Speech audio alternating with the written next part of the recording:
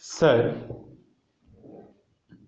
during this debate, it was interesting and educative to listen to our constitutional experts.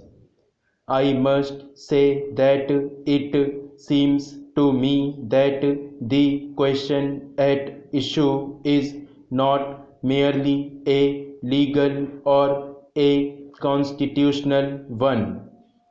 The constitutional amendments which we have introduced contain and reflect the urges of our people.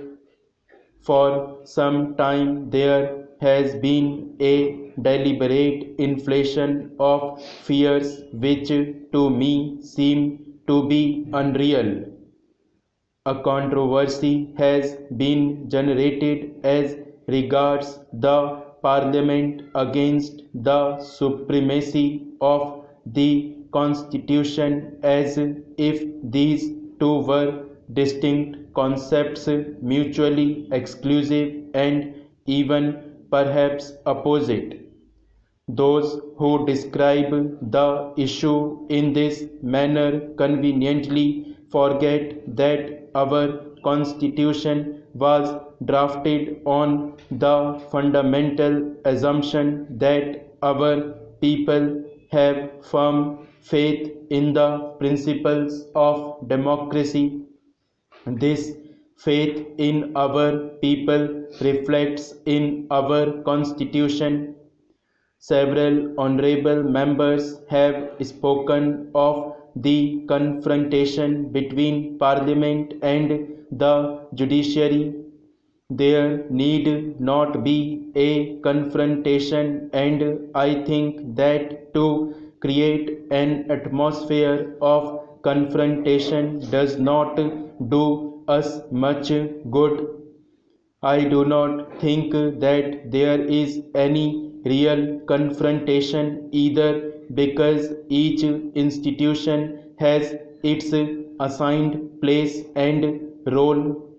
We all know that there can be no third chamber and that no constitution can be frozen into a static position.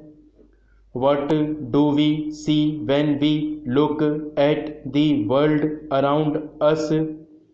It would not take us long to discover that many an institution has collapsed, many a constitution has been scrapped because it ceased to be an effective instrument for orderly change, that our constitution and our democratic institutions have survived when all around us there is a climate of tension and violence, is a tribute to the faith of our people in democratic ideals and also to the flexibility and responsiveness of our constitution and our political institution to urge the people.